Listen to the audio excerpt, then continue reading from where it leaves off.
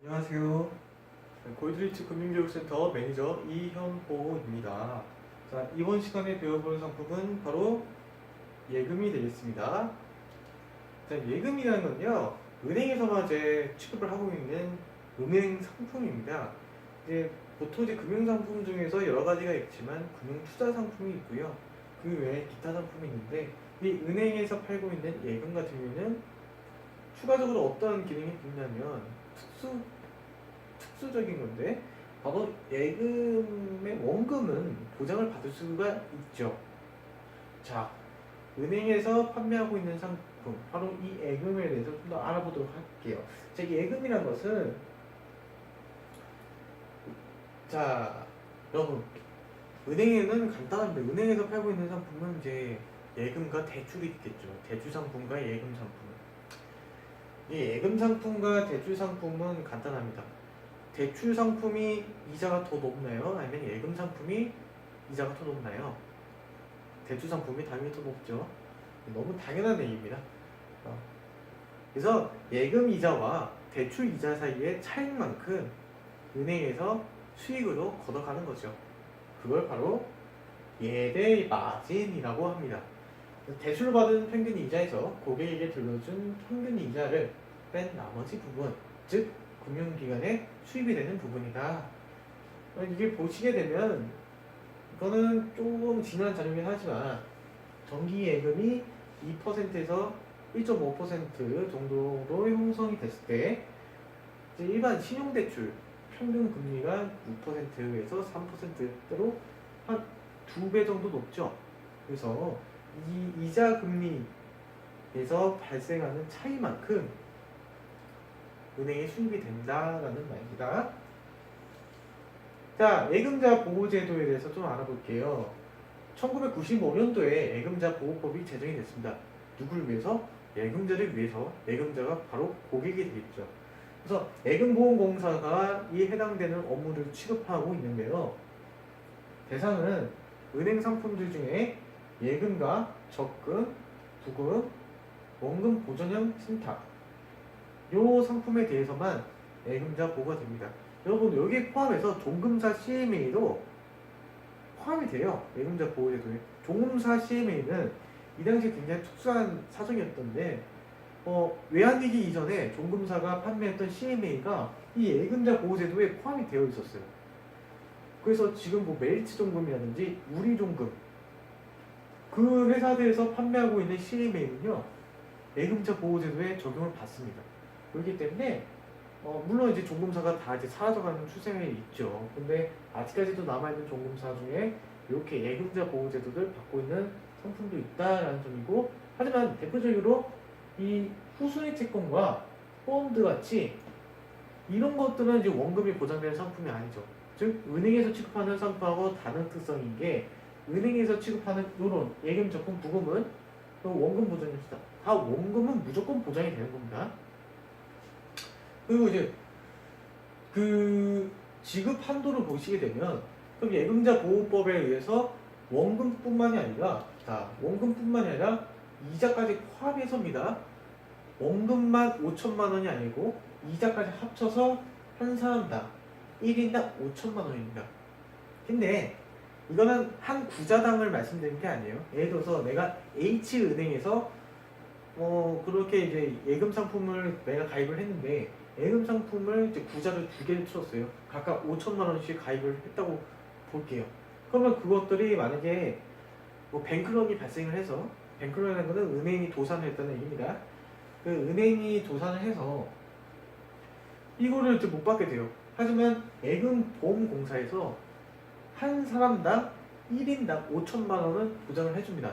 근데 이건 H은행에만 해당이 돼. H은행뿐만이 아니라 내가 만약에 이제 다른 은행에 뭐 K은행을 들었어요.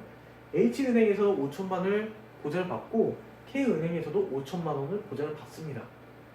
그렇기 때문에 상품별로 그러니까 한 회사, 한 은행에서 물론 여러분들 은행을 이제 은행을 한 군데로 이제 많이 정하시죠. 그래야지 신용도도 향상이 되는 측면이 있으시니까.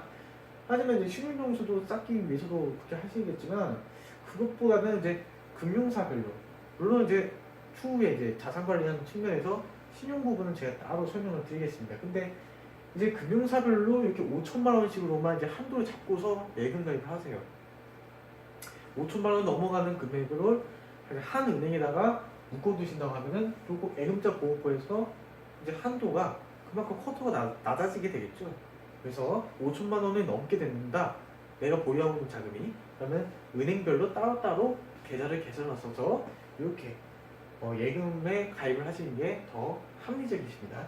자, 보험기금은 금융사로부터 보험료를 각출해서 이렇게 보험공사가 담당을 하게 되는 거죠. 자, 한국은행의 기준금리에 대해서 좀 알아보겠습니다. 은행 중에 은행이라는 표현을 쓰는데 한국은행은 정부기관은 아닙니다. 정부기관이 아니라 한국은행법에 의해서 설립된 특수기관인 거죠.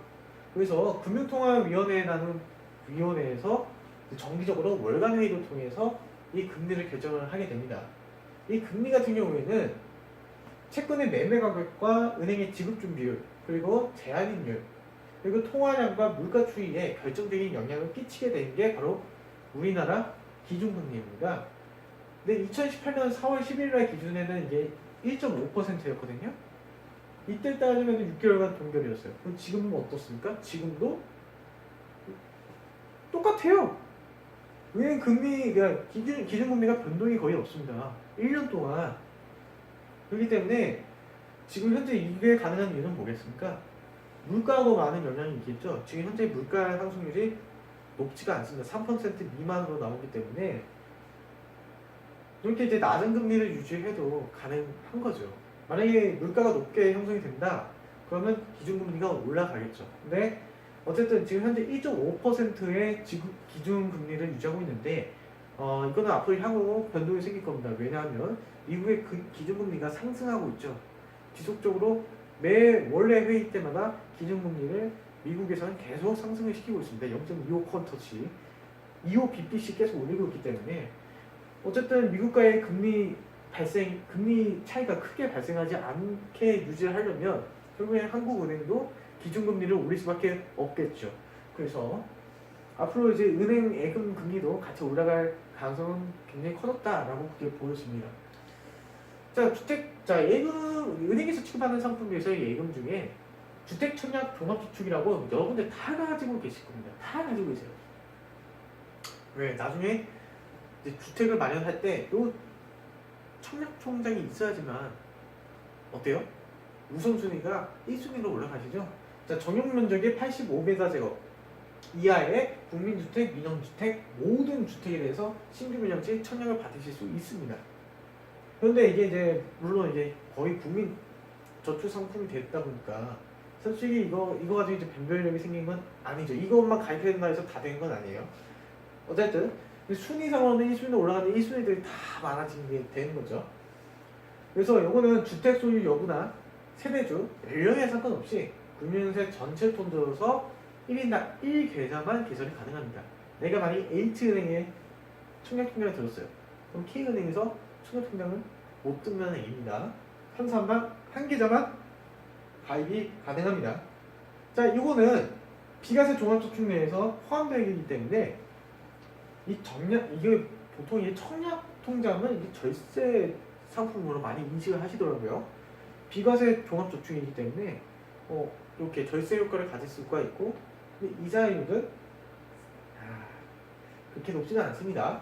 수도권의 경우에는 가입이 1년이 지나면 청약 1순위가 되는 게 보통 추세입니다. 근데 예전에는 어떤 게 있었냐면 이게 주택청약 종합저축이라는 상품이 되기 전까지만 해도요. 청약저축, 청약예금, 청약부금이라서 이게 뭐 공공주택이니 민영주택이니 아니면은 25평을 초과했느니 아니면 25평 이하느니 이렇게 해서 평수마다 아니면은 이제 민영이냐 공공이냐에 따라서 구분을 지어놨습니다. 하지만 이 상품들을 싹 묶어서 종합저축 통장으로 바뀌었고요. 이것은 대신에 국민주택, 민영주택이긴 하지만 다 25평 이하 신규주택에 한해서 이렇게 청약을 받으실 수 있다는 중입니다.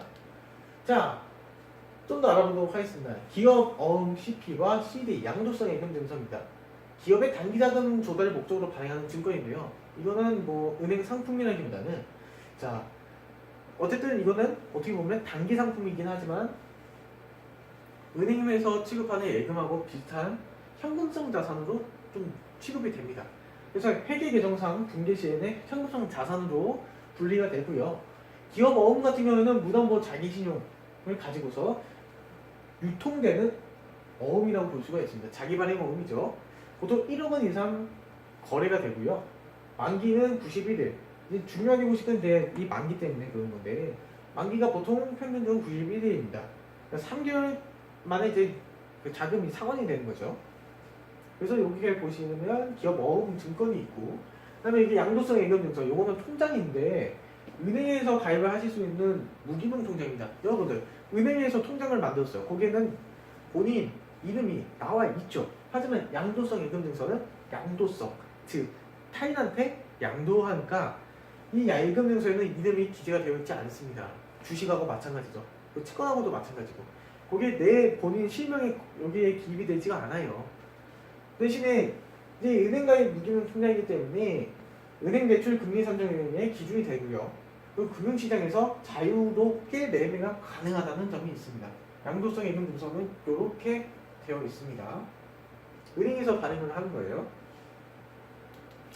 자, CMA에 대해서 좀 알아보도록 하겠습니다. CMA란 예탁금을 이제 어음이나 채권 등, 즉 안전자산에 주로 위주로 투자를 해서 그 수익을 고객에게 돌려주는 시적 배당 투자 상품입니다. 이건 투자 상품이에요. 투자 상품. 근데 아까도 제가 말씀드렸다시피 종금자 CMA는요. 그건 예금자 보호로 되어 있어요. 그래서 그거는 원금하고 이자가 그대로 5천만 원까지 보장이 되고 있지만 그 외에 증권사나 아니면 다른 은행에서는 이제 CMA라는 표현은 안 하죠. CDMA라고 하는 거예요. 그렇기 때문에 이제 증권사에서 이렇게 취급을 하는 CMA 상품은요. 투자 상품이기 때문에 예금자 보호법에 적용을 받지 않습니다. 근데 특징은 어때요? 자, 보시게 되면 수시 출금 가능하고요. 증권사 유자금을 자동 투자해서 이것을 1일 단위로 정산을 받습니다. 1일 단위로 이자가 붙어요. 그리고 그 하루만 입금을 시켜놔도 이자가 붙어요. CMA 상품은. 자, 고객의 인출 요구 시에 투자 상품에 자동으로 판매하고 당일날 바로 이체도 가능하세요. 이체 송금도 굉장히 간편하고 자, 이건 말씀드렸고 인터넷 뱅킹, 급여 이체, 결제 그 다음에 결제대금 납부, 공과금 납부도 다 그 다음에 또 ATM 입출금도 다 가능합니다. 심지어 체크카드도 발급이 돼요. 그렇기 때문에 거의 은행의 수시 입출금 통장과 거의 유사하죠. 단, 이건 증권사에서 취급하는 상품이기 때문에 예금자 보호법에 적용이 되지 않는다. 그 차이입니다. 이게 나와 있네요. 네. 자, 그러면 이제 ISA에 대해서 또 알아보도록 하겠습니다. 개인 자산 종합 관리 계좌라고 해서 길게 됐지만 ISA가 더 편하실 거예요. 별명은 만능 통장이에요. 만능 통장. 이걸 은행에서도 취급을 하고 증권사에도 취급을 하고 다 취급을 합니다. 정부 주도도 이제 도입된 지 얼마 안 됐어요. 2016년에 도입이 됐으니까 국민의 자산 형성과 노후 자금 마련을 위해서 만든 상품입니다. 정부가 만든 제도예요. 가입 대상을 보시면 근로자, 자영업, 농업인이 되어 있죠. 그래서 근로자이신 분, 자영업자, 농업인이신 분이 주로 서민분들이 해당이 되어 있죠. 서민분들을 위해서 비과세 혜택을 주기 위해서 절세적인 혜택을 보장하기 위해서 정부 주도로 이런 통장을 만들어 준 겁니다. 옛날에 재용저축이라고 많이 보셨을 거예요. 90년대에 재용저축 상품이라고 해서 보다 높은 서민 대상 서민 우대형 금리 상품이었던 재용저축과 굉장히 유사합니다. 근데 이제 요거는 이제 비과세적인 측면에서 더 강조가 되는 거죠. 자, 전체 금융사 중 한 군에서만 한 계좌가 개설이 가능합니다. 그래서 H은행이라든지 아니면 K증권사에서 두 곳을 중복해서 ISA를 받으실 수는 없어요. 매년 2천만 원씩, 최대 2천만 원씩 총 5년간 불입이 가능합니다. 그래서 매년 2천만 원씩에서 총 5년 동안 총 1억 원이 되겠네요. 1억 원까지만 이제 들어갈 수가 있는 거죠. 근데 계산 시 이 400만 원까지는 비과세 혜택이 된다. 그러니까 요거를 정산을 했을 때, 이 통장을 해지했을 때 400만 원의 수익이 생겼어요. 그러면 요거는 이자 없이, 이자가 얼마예요? 죄송합니다. 세금 납부 없이 이자 소득세, 네? 뭐 16.5% 띄지 않고 그냥 그대로 내가 받을 수 있다는 겁니다. 400만 원까지는.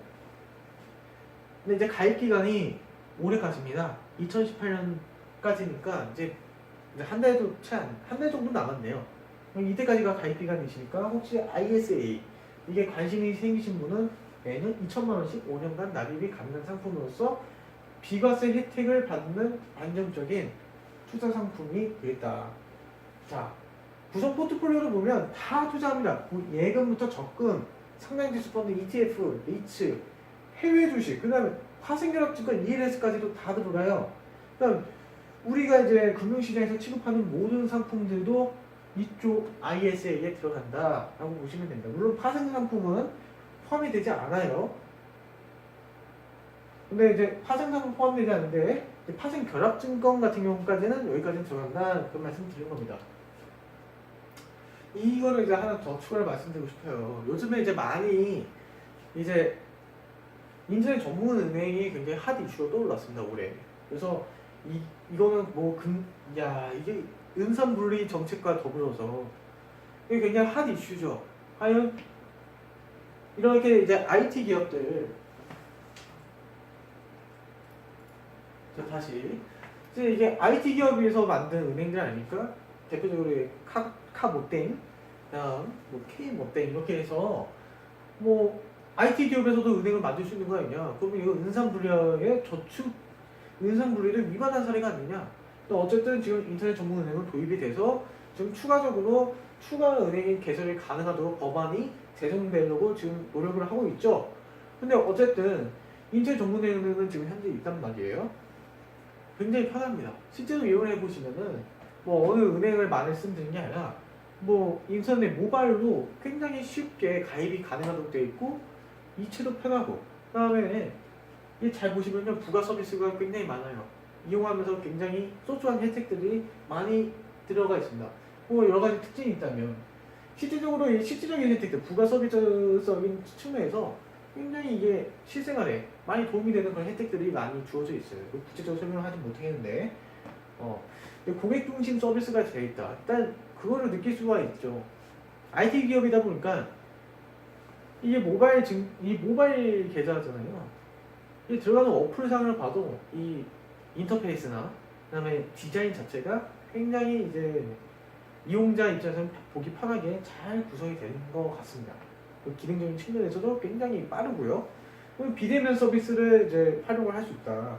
그렇기 때문에 굳이 은행에 지점을 방문할 필요가 없이 그냥 핸드폰으로 은행 계좌를 만드실 수가 있어요. 얼마나 편합니까? 그리고 또 특징이죠. 카모땡이 같은 경우에 딱 그 캐릭터들 기억나시죠? 그 캐릭터들과 아주 결합한 아주 아기자기한 그런 이제 은행 상품을 팔고 있구나. 핵심 포인트는 최초는 2017년 4월달에 최초로 인터넷 은행 K뱅크가 출시가 되었고요. 2017년 8월달에는 카카오뱅크가 출범을 합니다. 이때서부터 이제 가입 고객 수가 이제 기하급수적으로 늘게 되는데 이때 당시만 작년이었죠. 작년에 390만 명을 돌파했습니다. 지금은 이제 당연하게도 1000만 명 정도는 당연히 되고요. 가계대출은 이제 5,400억 정도 이때 당시에. 그다음에 되게 큰 장점인 건 이거는 여긴 지점이 운영되지가 않아요. 지점이 없어요. 그러면 뭐겠습니까? 다 온라인으로 운영이 된단 말이에요. 온라인은 쉬지 않고 24시간 365일 거래가 가능한 특장점을 가지고 있죠. 기존 금융권에 대비해서 적금금리가 더 우위를 가지고 있고요. 대출금리는 더 상대적으로 저렴합니다. 이유는 간단하겠죠. 왜냐? 오프라인에서 쓰는 비용이 없잖아요. 지점에서 지출되는 게 없잖아요. 그냥 온라인 플랫폼만 잘 관리하면 되잖아요. 그 다음에 금융수수료도 무료예요. 이체 수수료가 발생하지 않고 송금 수수료가 발생하지가 않습니다. 그리고 카카오뱅크에서 캐릭터들,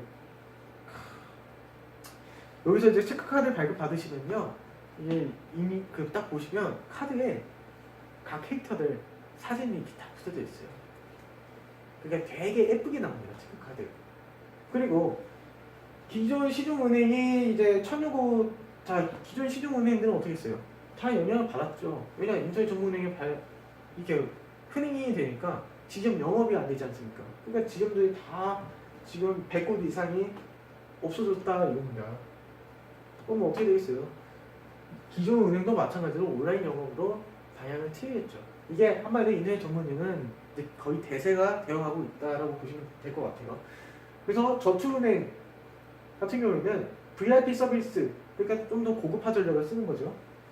이렇게 프리미엄 전략을 쓰면서 이제 VIP 고객을 유치하려고 더 고생을 하고 있는 거고, 향후 이제 비대면 서비스가 확대가 되면서 개별 맞춤 서비스도 같이 병행이 될 거다. 일단 인지도상에서는 이제 많이 확대가 됐어요. 저변이 많이 확대되는데 인터넷 전문은행도 마찬가지로 은행의 지금 VIP 영업하고 동일하게 인터넷 전문은행만의 온라인 VIP 영업이 이제 곧 진행이 될 것 같습니다. 당연히 그래야 되겠죠. 은행도 이제 경쟁이 이제 치열해질 거예요. 이게 전문은행이 계속 설립이 되면요. 근데 금융권 중에서 은행 중에 은행 이름에 붙은 또 다른 금융기관이 있습니다. 이거를 상호저축은행, 즉 제2금융권에 속해 있는 상호저축은행이라고 표현을 합니다. 근데 여러분들 제1금융권하고 제2금융권은 헷갈리실 것 같은데 제1금융권은요 포함이 되는 게 은행밖에 없어요. 은행 그리고 제1금융권은 은행하고 증권사고요. 제2금융권은 상호저축은행이나 신용부금 이렇게 정해져 있고 제3금융권은 그 이하고 기타고요. 카드사나 이런데 자 대부업체도 제3금융권이고 자 1972년에 상호신용금고라고 해서 그때 처음 도입이 됐습니다. 그러다가 2000년에 상호저축은행이라고 기관명이 바뀌게 된 거죠. 근데 일반적으로 약진이 저축은행으로 많이 통칭을 합니다. 아무튼 제1금융권의 대표적인 금융기관이고 정기예금이 보시면은 2.95에서 2.5였죠. 아까 전에는 2%에서 2.5 정도의 평균금리였다면 은행이 여기는 상호저축은행은 약간 1% 정도 더 높은 금리를 형성하고 있는 거죠. 그리고 햇살론 같은 경우에는 보십시오. 햇살론 평균금리 이거는 이제 저축은행에서만 이제 취급을 하는데 이게 상호저축은행 중앙회 사이트에서 공시되어 있는 금리인데요. 2.48% 정도입니다. 물론 이게 옛날 자료니까 지금은 좀 다를 수가 있어요. 옛날 자료입니다. 이거 올해 초에 찍은 거니까. 햇살론 평균금리가 2.48%. 아까 전에 이제 일반 신용 대출 보시면 6% 이상이 됐잖아요. 은행에서. 근데 이게 햇살론 같은 경우는 당연히 이제 저신용자, 서민분들이 이용하시는 특수 상품이기 때문에 요거를 거기에 대칭시킨 건 무리지만 어쨌든 이제 저축은행에서 당연히 주력 상품은 당연히 햇살론 아니니까 서민을 위한 상품을 거기서 취급을 하니까 어쨌든 그 상품의 금리는 지금 2.48%였다. 그 얘기를 말씀드립니다. 네, 햇살론에 대해서 좀 더 말씀드리면 현 직장에서 3개월 이상 재직을 하셔야 돼요. 그리고 연소득이 4,500 또는 그 4,500 이하여야 된다는 거죠. 연소득이 4,500 이하의 서민분들 그리고 신용등급이 6에서 10등급인 저신용자 이런 분들이 해당이 되신 거고 이제 초상공인 대출 같은 경우는 이제 별도 상품이 존재한다. 어쨌든 이거는 이제 근로자 기준으로 말씀드린 거예요. 현 직장에 3개월 이상을 재직하시거나 아니면 연소득이 4,500 이하이시거나 또 신용등급이 6에서 10등급 그 사이에 계신 분들 그럼 그분들은 이 햇살론을 이용하실 수가 있습니다. 자, 은행 상품을 하면서 지금 여러 가지 얘기가 나왔습니다. 은행에서 취급하는 통장의 종류는 굉장히 다양합니다. 그런데 여러분들 기본적으로 통장은 어떻게 관리하시냐면 기본적으로 이제 급여를 받는 급여 통장이 있으시겠죠. 그래서 월급 통장을 하나 무조건 가지고 계실 겁니다. 누구라도. 근데 이 월급 통장에서 모든 자금을 관리하시는 거는 비합리적이시고요. 월급 통장을 그냥 받는 통장만 만들어 놓고 이 돈을 바로 다른 통장으로 이체시켜 놓으셔야 됩니다. 하나는 투자 통장이 있고요. 두 번째는 소비 통장이 있어요. 간단해요. 투자 통장은 내가 이 은행에다가 투자 목적으로 목돈을 마련하기 위해서 적립하는 그런 목돈 자금이 되는 통장이 되겠죠. 거기에서 이제 매월 50만 원이면 50만 원, 100만 원이면 100만 원씩 12개 다 저축을 하시는 게 투자 통장이고요. 소비 통장은 뭐예요? 그쵸? 뭐 한 달 동안 이제 지내야 될 이제 생활비 나가는 거, 빠져나가는 거, 뭐 예를 들어서 공과금이라든지 아니면 카드 대금이라든지 아니면 저기 임대료 내야 될 거라든지 그렇게 이제 소비 통장이 나가는 게 있겠지 않습니까? 지출 통장. 자, 요거는 저축 통장, 요거는 지출 통장. 이해되셨죠? 요 두 가지 통장은 구분 지으셔야죠. 그다음에 비상금 통장이라서 비상 예비 자금을 모아두는 별도의 자금 통장을 만드셔야 돼요. 이걸 안 만드시잖아요? 그러면은 내가 비상금이 없다고 동일해요. 소비 통장에다가 다 모아놓으시잖아요. 비상금 없는 거라고 보셔야 돼요. 요 네 가지 통장을 만드는 것을 바로 여기 보시면은 네 개의 통장, 네 개의 통장에는 아주 유명한 재테크 자산관리 요 베스트셀러 책인데요. 네 개의 통장에서 나와 있는 내용입니다. 그래서 월급 통장을 꼭 만드셔야 되고 월급 통장 당연히 있을 수밖에 없죠. 일을 하시니까 일을 하시는 분들을 하면서 당연히 그리고 투자, 지출, 비상금 통장을 각각 별도로 만들어서 처음에 월급 통장에서부터 투자 통장으로 먼저 돈이 빠져나가야겠죠. 그 다음에 나머지 금액 가지고 소비를 하셔야 될 겁니다. 한 달 동안. 그 다음에 나머지 여유자금 통장을 만드셔서 안정적인 자산 관리와 목돈 마련을 하시는데 아주 적극적으로 임하시라. 즉 용도별, 납입 규모별로 자기 분류를 할 수 있는 원칙을 세우시고 거기에 따라서 합리적인 지출 계획을 맞춰 나가시면 내 자산 관리의 기초는 완성이 된다라고 보실 수 있겠습니다. 어렵지 않으셨죠? 예, 여기까지입니다. 감사합니다.